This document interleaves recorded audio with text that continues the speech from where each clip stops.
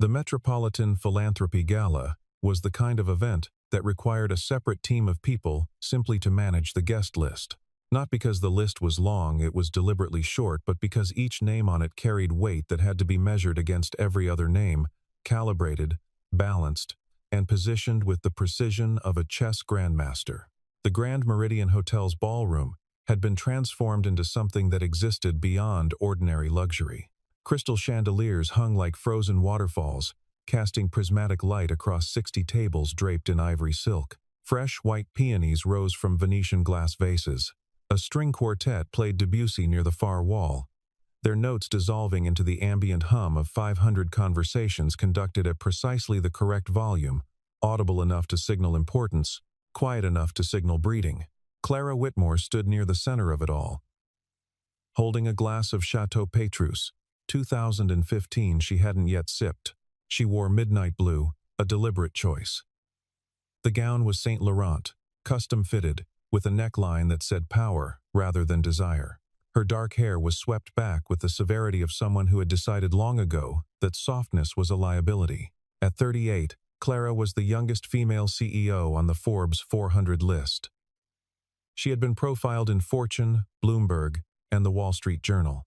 Her company, Whitmore Capital Group, managed assets that would make small nations blush. She had earned every inch of the room's deference. People greeted her with that particular combination of warmth and caution, that successful people inspire the smiles just wide enough, the eye contact just sustained enough. 2 senators had already stopped by her table. A hedge fund manager who rarely spoke to anyone had asked her opinion on infrastructure bonds. A tech founder, 15 years her junior, had nearly fallen over himself to shake her hand.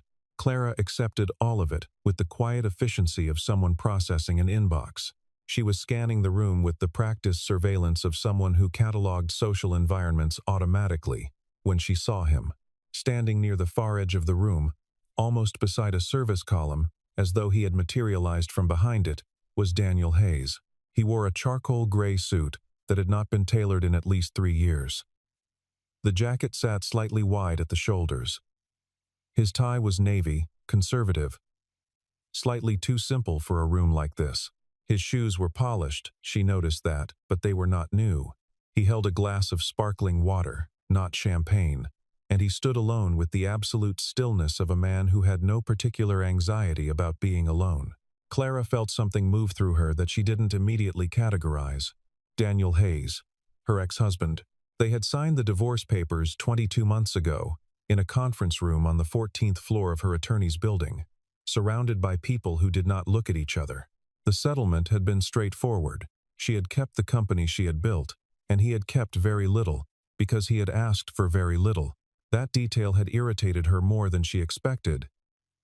Even then, a man who didn't fight felt like a man who didn't care. She had told herself that was confirmation she had been right about him. No ambition, no drive, no hunger. She had told her closest confidant, Victoria Ashford, over dinner a week after the papers were signed. He just accepted it. Like losing me was fine. Like all of it was fine. Now he stood in her space, the space she had curated, the space where her narrative lived, looking entirely undisturbed. She began moving toward him, not immediately. First, she finished a conversation with the head of a renewable energy foundation, laughed at something. A film producer said, touched the arm of a senator's wife. She crossed the room the way she did most things, by making it look incidental. By the time she reached him, she had already decided what she was going to do. Daniel. His name in her mouth was a kind of punctuation, a period at the end of a sentence that had already been written. He turned and looked at her without surprise, without any of the flinch she had half expected, half wanted. His eyes were the same as they had always been, a steady, unhurried gray that had always made her feel, irrationally, that he was reading something written behind her. Clara, he said. Not Clara, you look incredible. Not Clara. How are you? Just her name. Returned to her cleanly. I didn't know you'd be here, she said, keeping her tone light. Curious. The way one might discuss an unexpected forecast. I was invited, he said. Of course. She tilted her head. Are you with anyone? No. She let the silence stretch, because silence in a room like this had texture. People nearby were already glancing. She was Clara Whitmore. People always glanced when she held still. Well? She smiled. It's good that you came. I'm sure the foundation will appreciate the support. The way she said support implied a very specific kind, the modest kind, the kind that bought you a seat at a table but nothing more. He looked at her steadily. It's a good cause. She held his gaze for a beat, then excused herself. 20 minutes later, she found herself on the small stage at the front of the room, microphone in hand, doing what she did best, commanding attention. The gala's program included a brief segment of donor acknowledgments. Clara had been asked to present naturally. She did it with her characteristic precision, recognizing foundations, naming figures, generating the appropriate waves of applause. The room watched her the way rooms always watched Clara Whitmore, with the particular attention reserved for people who hold genuine power. Then, as if an idea had just occurred to her, though it had occurred to her the moment she saw him, she looked toward the edge of the crowd. I also want to take a moment, she said, her voice carrying the warm register of someone sharing something sincere, to acknowledge some of the quieter supporters in the room tonight. She paused. Daniel Hayes, I see you back there. Come on up. A few people began to applaud politely, looking for the man she'd named. Daniel didn't move immediately. When he did, it was without hurry, no rush of embarrassed compliance, no uncertain half-wave. He walked to the foot of the stage and stopped there, looking up at her calmly. From her elevated position, with the lights and the room behind her, Clara felt the familiar sensation of absolute control. Daniel and I have a history, she said to the audience, with a smile that invited them to understand the subtext. We were married for 4 years. And during those 4 years, I learned a great deal about what it means to build something. She paused, letting the warmth in her voice curdle just slightly at the edges. I also learned something about the difference between people who build and people who observe. A ripple of knowing laughter moved through the nearest tables. Daniel is a wonderful man, she continued, in the tone of a eulogy for someone still standing. Very kind, very gentle. He taught me that not everyone is built for the arena. Another pause. And that's okay. The world needs its witnesses too. The laughter was broader now. Not cruel, she was too skilled for that, but pointed, shaped. The kind of laughter that turns a person inside out, without technically saying anything unkind. She watched Daniel's face. He was looking at her with an expression she couldn't quite classify. Not humiliated. Not angry. Something more settled than either the expression of a man watching a storm from inside a well-built house. To Daniel, she said, raising her glass, for reminding us all that there's dignity in every role. Polite applause, the kind with teeth. 4 years of marriage. From the outside, it had looked like a simple story. Rising entrepreneur, meets supportive husband, builds empire, outgrows the relationship. The version Clara had shaped through careful implication and selective disclosure. The actual version had more seams. When Daniel Hayes met Clara 7 years ago, she had a company barely. Whitmore Capital Group existed as 40 pages of a business plan, a name on a lease, and 2 employees who worked in a converted loft in Lower Manhattan. She had the vision and the hunger. What she didn't have was the infrastructure. Daniel had spent 9 years in private equity before they met. He understood capital structures, risk modeling, regulatory navigation, and the art of making the right introduction at the right moment. More than that, he had a reputation. Doors opened when he called. In the year after they married, he made 11 introductions that changed the trajectory of her company. He renegotiated her first major institutional agreement, when she was about to accept terms that would have permanently diluted her control. He worked weekends, answered her panicked calls at 2 a.m., and quietly restructured her board composition when a predatory early investor began making threatening noises. He did all of this without needing credit. That was the thing Clara had never fully understood about him. He genuinely hadn't needed it. He found satisfaction in the work, in watching something grow, in knowing he had contributed even invisibly. He wasn't performing humility. He simply operated at a different frequency than the kind of recognition hunger she recognized in herself and most of the people around her. By year 3, Whitmore Capital Group was managing $4 billion in assets. Clara appeared on the covers of magazines. She was invited to speak at conferences, sit on boards, advise politicians. The profile in Fortune called her the most disciplined builder in a generation. She framed it and put it in her office, and then felt vaguely embarrassed about having framed it, and then decided that was a form of weakness she didn't need to indulge. And somewhere in that ascent, a quiet recalibration occurred. It happened gradually, in the way that significant internal shifts usually do, not through a single dramatic realization but through the slow accumulation of small adjustments, each one reasonable in isolation, each one producing a change in trajectory so minor that you would not notice it on any given day. Only from a distance do you see that the direction has changed entirely. She began spending less time at home and more at the office, which was natural given the company's growth. She began attending events alone because her schedule and his schedule had stopped synchronizing, which was understandable given the demands of managing a $4 billion portfolio. She began describing herself at conferences, in interviews, in the comfortable shorthand of public narrative as having built this alone, which was not technically what she said but was the impression she allowed to form without correction. The truth was that the people she was spending most of her time with, the serious, successful, ambitious architects of financial empires, had a specific way of understanding relationships. A spouse who had stepped back from a career to support a partner's growth was, in that register, classified as a dependent. A person of secondary importance, a warm background feature of someone else's story. Daniel had never asked to be in any story.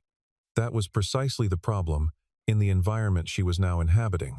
People who did not seek recognition were, in that world, people who had nothing worth recognizing. She had absorbed this framework without examining it, the way people absorb frameworks that happen to be convenient. The people she surrounded herself with, advisors, peers, competitors, were people for whom every interaction was a transaction of status. They spoke in the shorthand of power, exits, multiples, reach, leverage.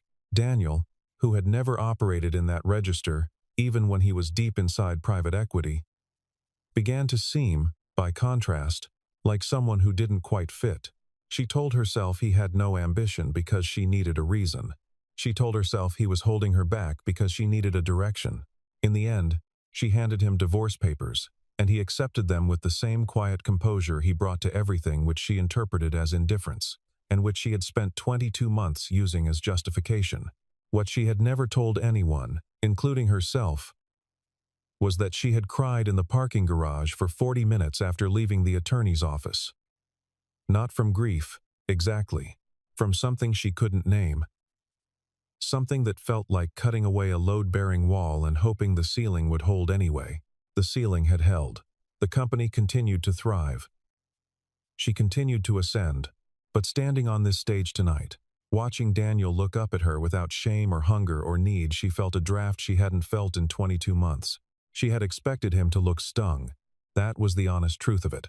She had designed the moment, every word of it, to produce a specific result, the slight compression of his jaw, the flicker of something wounded passing across his face, the silent acknowledgement that she had won. What she received instead was nothing. Not the performative nothing of a man suppressing his reaction. Not cold blankness or rigid control. Actual, inhabited stillness. The face of a man who was not in combat, because he had decided the field wasn't worth standing on. When the applause finished, and she stepped off the stage, a small orbit of people immediately formed around her, as always the social gravity of power at work. Compliments, handshakes, a woman from a real estate family who wanted to discuss a co-investment. Clara moved through it with practiced fluency. She could see Daniel from the corner of her eye. He had returned to his position near the service column, accepted a small plate of food from a passing server, and resumed his stillness. 3 minutes passed. 5. He did not look in her direction. He did not appear to be processing what had just happened with any visible effort. He ate slowly, unhurried. watching the room with the mild interest of someone at a park observing pigeons, engaged enough to be present, detached enough to be untroubled. Margaret Hensley, a board member of the foundation and one of the longest established philanthropists in New York, appeared at Clara's elbow.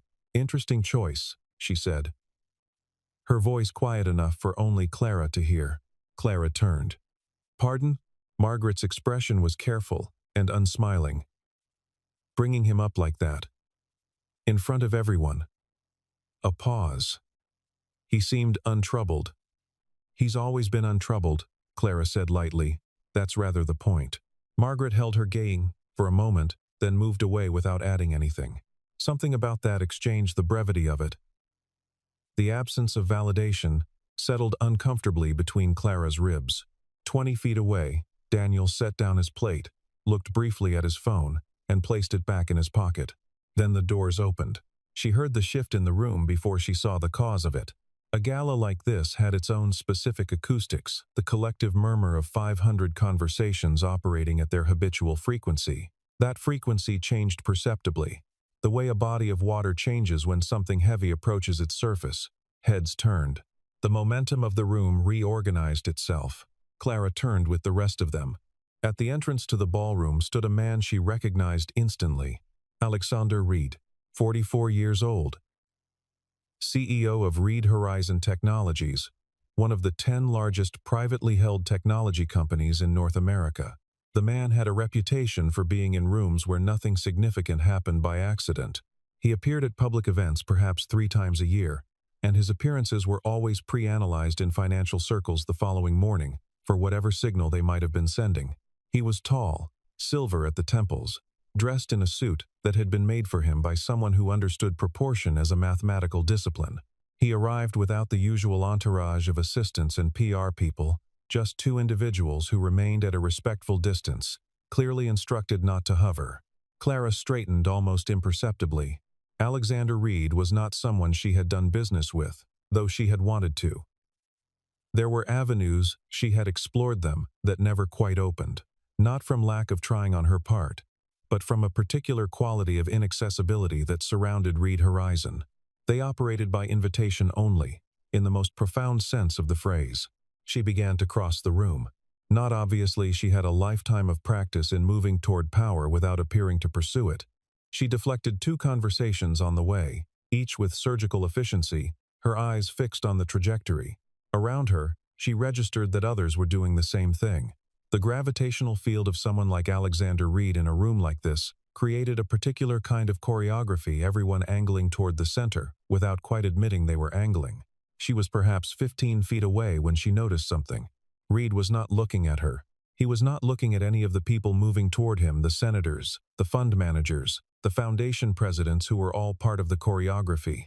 His eyes were moving across the room with a focused intentionality that cut through the social geometry entirely. He was looking for someone. Clara slowed, not quite stopped, watching. Reed's gaze found what it was searching for, landed, held. She followed the line of his attention across the room to the figure standing beside the service column. Daniel Hayes, still holding his sparkling water, still absolutely still. The room's murmur continued for approximately 4 more seconds.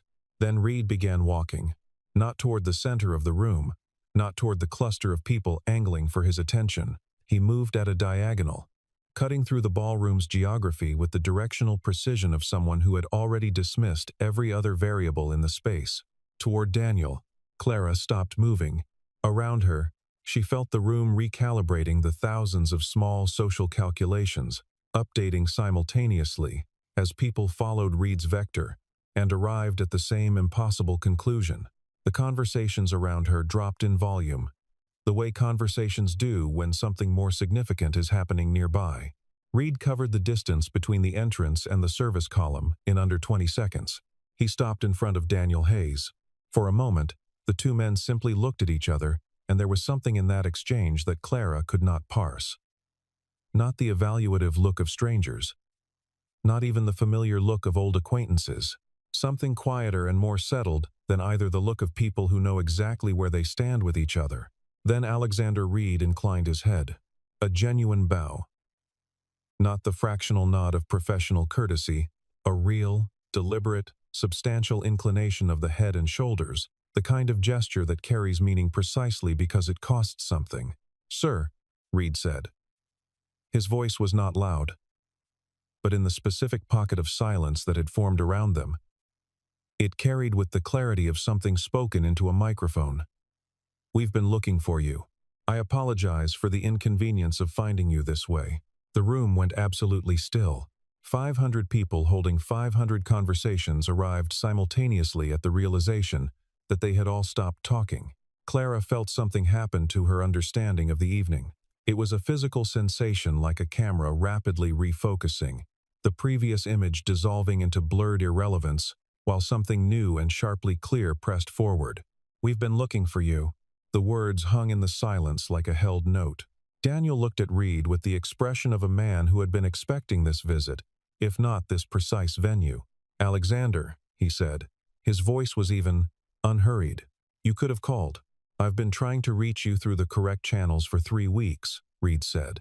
And there was something in his tone, a quality that Clara had never associated with Alexander Reed, who was not known for acknowledging difficulty, that sounded remarkably like deference. "You're difficult to contact when you want to be. That's intentional," Daniel said. Around them, the room had fully frozen. Not metaphorically, physically. Servers had paused mid-route. The string quartet had concluded a piece and not begun the next one.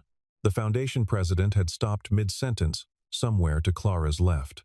And Clara Whitmore, who had stood on a stage 15 minutes ago and offered Daniel Hayes as an object lesson in the dignity of failure, stood perfectly still with a glass of wine in her hand and felt the floor of her understanding shifting beneath her. The revelations did not come all at once. They came the way structural damage reveals itself, not in a sudden collapse, but in the accumulating recognition that what you believed was solid has been compromised for longer than you knew. Reed and Daniel had moved to a quieter corner, still visible. The room was too rapt for them to disappear, and their conversation continued in tones too low for most of the room to catch. But information doesn't require direct transmission at a gala. It moves through whisper chains with extraordinary efficiency. Clara heard it in pieces, from a hedge fund manager who had drifted to her left. "D.C. Hayes?" "That's D.C. Hayes, from a woman with a foundation background. Reed Horizon's original architect. He's never made a public appearance. I didn't think he was a real person. I thought D.C. Hayes was a holding structure name, from a tech founder who had gone pale. He built the foundational framework before the first institutional round. The entire architecture was his. Reed just scaled it." Clara processed these fragments with the stillness of someone receiving information that retroactively restructures everything they thought they knew. D.C. Hayes. Daniel Christopher Hayes. The name existed in the technology sector the way certain gravitational phenomena exist in physics, theorized, referenced, enormously consequential, and essentially invisible. D.C. Hayes was the founding architect of what would become Reed Horizon Technologies, a man who had designed the foundational systems infrastructure that powered a company currently valued at approximately $340 billion. He had stepped away from operational involvement 9 years ago, retaining a stake and a quiet veto over certain fundamental decisions, and had spent those 9 years living with the deliberate obscurity of someone who found anonymity more useful than recognition. In the technology world, the name D.C. Hayes appeared in academic papers and in the private conversations of people who built infrastructure. It appeared in Reed Horizon's original filing documents and in a handful of patent applications from 11 years ago. It did not appear in profiles, in interviews, or at events like this one. It had not appeared on Clara's radar during 4 years of marriage because Daniel had never mentioned it. She stood with this fact and tried to understand its shape. Her company, Whitmore Capital Group, the entity she had built and protected and ascended upon, had benefited from his introductions, his restructuring, his 2 a.m. guidance. She had attributed those gifts to his background in private equity, to the residual credibility of a former career that she had assumed he'd left behind because it hadn't suited him.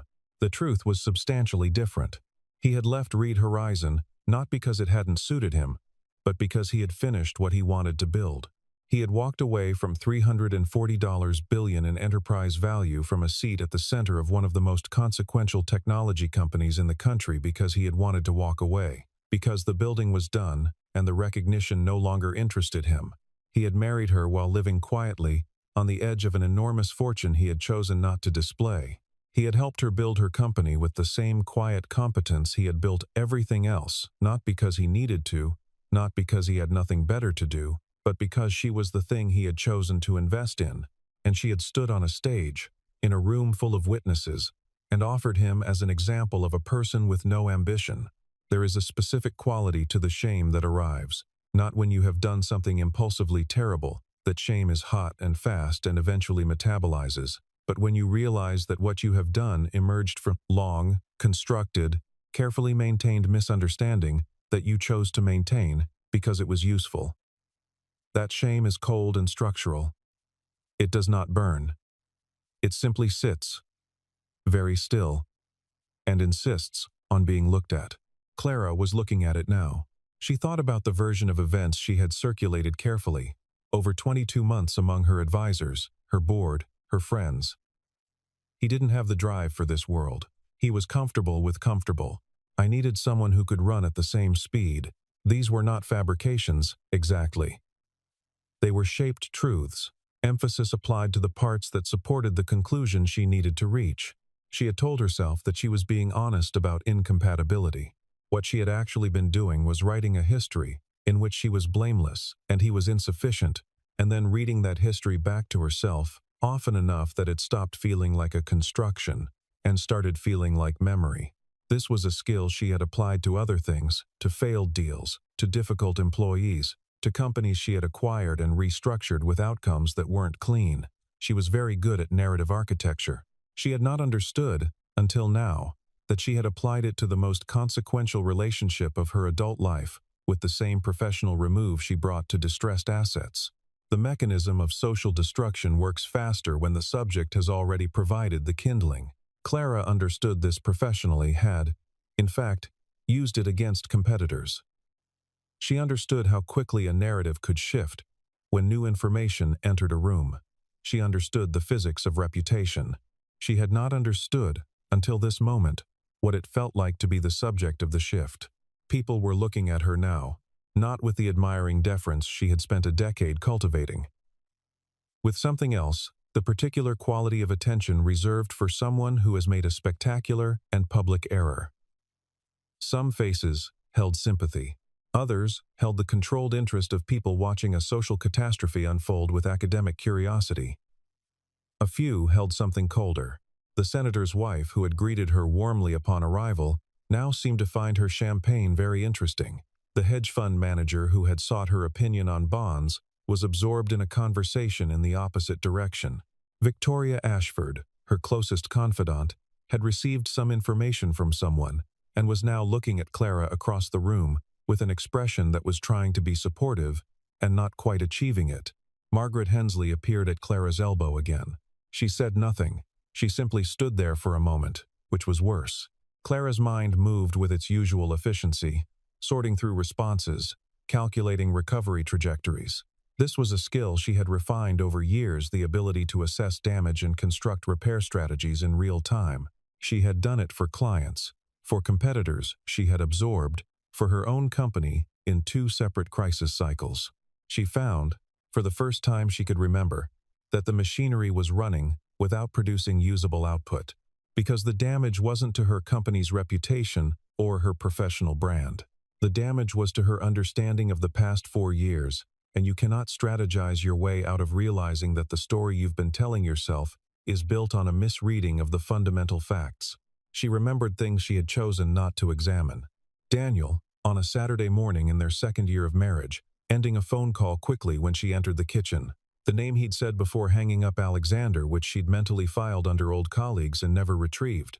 The way the first major institutional investor had agreed to her terms within 48 hours of Daniel making a single call. The ease of it, which she had attributed to her own pitch, rather than to whatever conversation had preceded her arrival.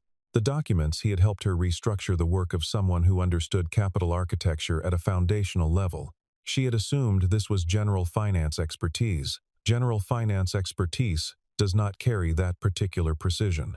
The night he had told her, quietly, that he had made some money in his previous work that he'd put aside, and that she didn't need to worry about her salary while the company was finding its footing, she had accepted this as a modest gesture.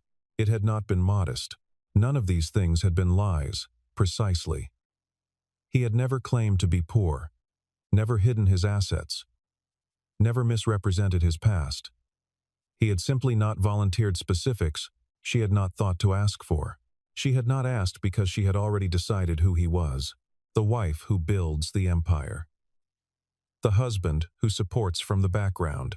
She had assigned the roles without asking whether he had read the same script. And he, being Daniel, had simply occupied whatever space she offered him, quietly doing more than the role required, apparently unbothered by the mischaracterization. This was the thing she could not absorb cleanly.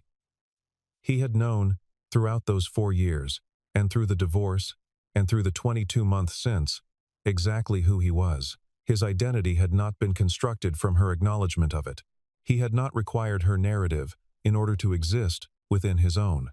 She had thought she was the one who didn't need anyone. She crossed the room. She was aware, in the way one is aware of physical facts, that people were watching. This was not going to be a private moment. There was no private space in a room like this, and she had spent enough of the evening on display that attempting privacy now would read as cowardice.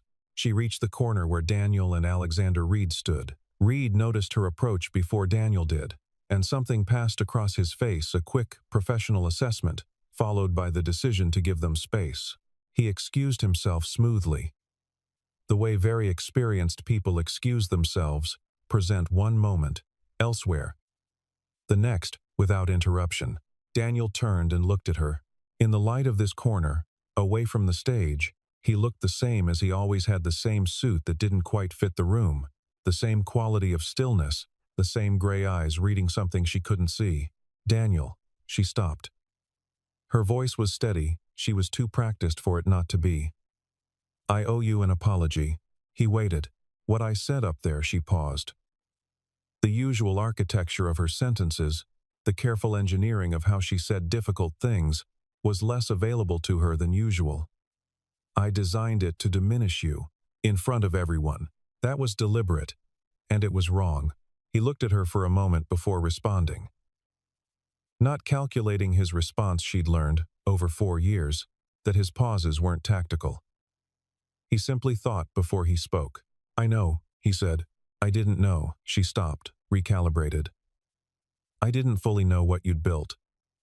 Before us? Or she stopped again.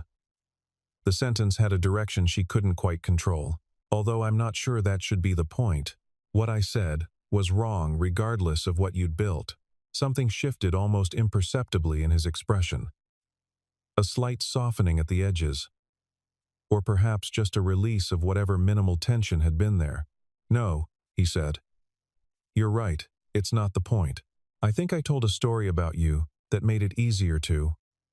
She found the word with effort. To leave. And then I kept telling it because it was easier than the alternative. The alternative being what? She held his gaze. Admitting that I left because I was afraid. The silence between them was different from the silence that had filled the room when Reed had bowed. This silence had a different weight, less public drama, more the specific gravity of two people who once knew each other very well, acknowledging something true. You were building something important, Daniel said. You were right to protect it. I protected it by, she stopped. By making you the reason it needed protecting. He didn't argue with this. I'm not asking for anything, she said. I want you to know that. I'm not. She understood, looking at him, that he had already anticipated the shape of this moment, and was not going to make it easier or harder than it was. I just needed to say it out loud. In front of people. Since I said the other thing in front of people. A pause. Daniel. She held his gaze without the armor of her usual composure. It was still there, but thinner, translucent. I'm sorry. He looked at her for a long moment. I know, he said again, and there was no bitterness in it, and no performance of forgiveness. Just an acknowledgement that the words had landed in their intended place. I don't need you to forgive me tonight, she said. Or ever. That's not why I came over. He nodded once, slowly. Then he said something she had not expected. The board restructure in year 2, he said. That was your instinct. I just ran the numbers. You saw the problem before I did. She blinked. I want you to remember that accurately, he said.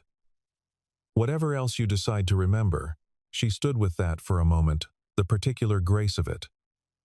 The specific care it took to offer something like that here, in this room, after this evening. Thank you, she said. He inclined his head. Not a bow, just the small, honest acknowledgement of two people who had shared something real. Daniel Hayes left the Metropolitan Philanthropy Gala at 10:47 p.m. He said goodbye to no one in particular, or rather, he said goodbye to a few people on the way out, briefly, in the manner of someone whose attention has already shifted to the next hour. He retrieved his coat from the cloakroom without waiting, shook hands with the foundation's executive director, and walked out of the Grand Meridian Hotel into a late October night that carried the first real cold of the season. He did not take a car immediately. He stood outside for a moment on the wide steps, the city's ambient light turning the sky a particular shade of amber, the color of a city that never actually goes dark. He breathed the cold air with the deliberateness of someone who finds November air more honest than the carefully managed climate of ballrooms. His phone had 9 unread messages. He looked at them briefly, then put the phone back in his pocket. The immediate weeks that followed produced consequences that unfolded with the organic momentum of things that cannot be managed into stillness. The story, as stories at this level always do, moved outward from that ballroom. The hedge fund manager told the tech founder. The tech founder told 2 board members. The board members told their attorneys. The social media silence on the actual events meant nothing, because the people who had been present were exactly the kind of people whose word traveled with the force of publication through the specific ecosystems that mattered. Within 72 hours, the accurate account of the evening had reached most of the people who shaped the financial and technology world's understanding of Clara Whitmore. This was not a public scandal, it remained within the invisible architecture of influence, which is where real damage and real assessments are made. The invitations began to thin, not all of them. Clara Whitmore had built enough genuine professional substance that she could not be erased by a single evening's embarrassment. Her company continued to manage its assets. Her quarterly returns did not change. Her employees showed up on Monday morning. The institutional architecture of Whitmore Capital Group remained structurally intact, but the rooms that had opened for her with a particular quality of welcome, the rooms where the conversation was already at a certain level when you entered, where the relationships that determined which opportunities materialized were built, those rooms required not just competence, but something harder to enumerate. They required a reputation that included both professional achievement and something the people who occupied those rooms recognized as character. Character, she was discovering, was assessed by different criteria than she had been applying. The board seats she had been expecting were awarded to others. The collaborative conversation with Reed Horizon she had spent 2 years trying to initiate did not initiate. A co-investment she had expected to close over the following quarter did not close. None of these developments came with explanations. They simply didn't happen, the way certain weather systems simply don't reach certain cities. The absence of explanation was somehow worse than its presence would have been. She sat with her chief of staff, Gordon Marsh, in a Tuesday morning meeting the second week of November, and she told him, in more precise terms than she usually allowed herself, what had happened at the gala and what she believed the consequences would be. Gordon, who had worked with her for 6 years, and was one of perhaps 4 people on earth she trusted unreservedly, listened without expression. When she finished, he was quiet for a moment. "What do you need from me?" he asked. It was the right question, not "how do we fix this?" and not "that sounds difficult," just the practical question of a person who respected her enough to believe she had already run the diagnostics. "Nothing strategic," she said. "I need you to know because you'll need to work around some closed doors for a while. And I need to say it out loud to someone who won't treat it as a PR problem." He nodded. Was he? He paused carefully. Was he as significant as the accounts suggest? She considered the question with the honesty that comes from being past the moment of self-protection. He was more significant than the accounts suggest, she said. In multiple directions, Gordon absorbed this. And now? Now nothing, she said. I made an accounting error that I can't correct retroactively. I can only... She paused. Move forward with better information. It was not the most emotionally complete way to characterize what had happened. But it was where she was. Across the city, in a building that did not have his name on it. He had specifically chosen a building that did not have his name on it. Daniel Hayes sat in an office that contained very little that he had not chosen carefully. A desk with clean lines, 3 plants, a photograph of his parents in Nova Scotia that he'd had for 20 years, a window facing east that caught the morning light at an angle he had tested before signing the lease. He had a meeting with Alexander Reed's infrastructure team in the afternoon, the conversation they'd been trying to arrange for 3 weeks, the one that had produced the gala appearance. There was a project Reed Horizon wanted his architecture for. A system design problem that he found genuinely interesting. And he had decided to consult on it. Consulting. Not returning. The distinction mattered to him. In the morning, he had an appointment to fix a leak in the kitchen ceiling of his apartment, which had been dripping since last Tuesday, and which he had decided to fix himself rather than call the building management, partly because he found the problem interesting, and partly because he liked working with his hands. After the meeting with Reed's team, he was having dinner with an old friend from graduate school, who now ran a small but serious foundation focused on urban water infrastructure. They had been meaning to have this dinner for months. He looked at the photograph of his parents. His mother was laughing at something. His father had his hand on her shoulder. The photograph was taken in 1987, 6 years before Daniel was born, but he carried it because he liked the evidence it offered that the people who raised him had known something about what mattered. He thought, briefly, about Clara's face when she had said, "I'm sorry." Not the public moment of it that had been difficult in the way that most honest things are difficult, but the private fraction of it, the moment when the architecture she usually maintained had thinned, and something more accurate had come through. He had seen that face before. Not often Clara was exceptional at maintaining her surfaces, but in moments of genuine tiredness, in the early mornings of their second year, when the company was still fragile, and the weight of it showed before her defenses were fully assembled, he had loved her in those moments, most specifically, not because vulnerability was the thing he required, but because he had always believed that the truest version of a person exists in the moments before they have finished deciding who they're going to be today, and in those unguarded moments Clara had been someone worth loving very much. He had not stopped believing that. The marriage ending had not changed his assessment of her character, only his understanding of what the two of them could build together. Some things are not failures of love. They are simply failures of fit. Two people who have genuinely good qualities that happen to produce friction when held in close proximity for extended periods. He had made peace with this understanding. He was glad she had said what she'd said in that corner of the ballroom. Not because he needed it, that was also true, not just something to say. He had built his sense of himself from materials that did not include her assessment of him. And so her public correction of the record was, from a purely personal standpoint, not necessary to his equilibrium. But it had been honest, and it had cost her something. And he respected that it had cost her something. He believed that honesty, especially the variety that requires you to publicly revise the story you've been telling, was one of the harder human acts. He thought less of people who couldn't manage it. He picked up the folder for the afternoon meeting. There was a problem in the folder that genuinely interested him, a systems architecture challenge involving distributed infrastructure that had layers of complexity he hadn't seen in this configuration before. Reed Horizon wanted him to consult on the foundational design decisions for a new subsystem, the kind of structural work that Daniel found more interesting than anything he'd done in private equity, or in the more visible dimensions of building companies. Pure systems thinking, where the quality of your answer lived entirely in whether the thing worked, with no ambient noise from perception or politics. He sat with it for a while, making notes in the small, precise handwriting that had covered engineering notebooks since he was 22. The handwriting had not changed. The problems had gotten larger.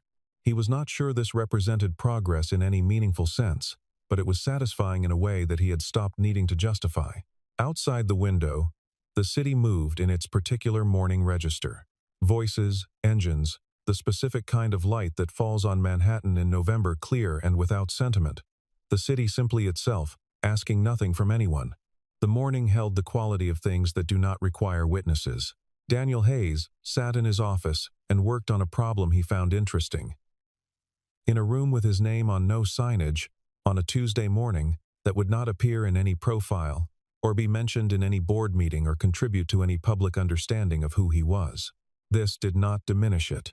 The room held the quality of absolute stillness, not the silence of absence, the silence of someone who had always known, with some quiet precision, exactly who he was and had decided, long ago, that this was enough, that it had always been enough, that the need to be seen recognizing the things you have built is a hunger, and that he had, by some combination of temperament and choice, found his way past it. Some people build for audiences. Some people build because the building is the thing. He turned the page, made a new note, and continued. 3 months later, Clara Whitmore sat in a window seat on a flight to London. She had a board meeting in the morning. A European infrastructure fund she consulted for. And then 2 days of meetings she had scheduled, with unusual deliberateness. Not back to back, not stacked with the efficiency she normally applied to travel. She had left Tuesday afternoon entirely empty. She had booked a hotel room, large enough to have a sitting area, where she could read without sitting on the bed. These were small things, but she noticed them. She had been noticing small things for 3 months. She noticed, for instance, that she had begun thanking people differently with a specificity that named what they had actually done, rather than the blanket professional gratitude she had previously distributed. She thanked Gordon Marsh for a particular piece of analysis he had run. Not just for his good work generally. She thanked the junior associate who had spotted a discrepancy in a term sheet at 11 p.m. and flagged it immediately, and she thanked him in front of the team rather than in a brief private word that left no trace. She did not know whether this constituted growth or simply adjustment. She was suspicious of her own motivations in the way that honest people sometimes are aware that the improvements she was making might be strategic rather than genuine, and unable to be certain about the difference. She had spent too long in environments where everything was strategic to fully trust her own sincerity. But she kept doing it anyway. On the flight, she read. Not briefing documents or market analyses, she had an entire carry-on bag full of those, and she had already worked through the ones she needed. She was reading a book that Gordon had left on her desk 3 weeks ago without comment, a biography of an engineer she had never heard of, who had designed water infrastructure systems for 3 developing nations over 40 years, receiving no significant recognition until he was 67 years old, at which point he had given a brief speech at an acceptance ceremony for a humanitarian prize and said, without apparent irony, that he was grateful for the obscurity which had protected him from the distortions that attention produced. She had read that passage 4 times. She had not called Daniel. She thought about it occasionally, in the way you think about the right thing to say 2 days after you needed to say it, with the recognition that the moment has passed and forcing it open again would serve your own need for resolution more than any genuine purpose. She had said what needed to be said, in the moment it needed to be said, in the room where it needed to be said. Anything further would be for herself, and she was trying to be more careful about confusing things that were for herself with things that were for others. She owed him nothing more. She also owed him nothing less. There was a simplicity to that accounting that she was still learning to inhabit. The flight attendant brought her water without her asking. Having noticed she'd finished her glass, she thanked her. The flight attendant looked mildly surprised, then smiled. Clara looked out the window at the darkness. The plane was moving through a darkness so total and so large that it made the cabin feel very small and very warm. A sealed space of light, moving through the cold at 38,000 feet. She had built a great deal. She was beginning to understand that this was not the same as knowing what you were building toward. The plane flew east through the night, carrying her toward the next morning.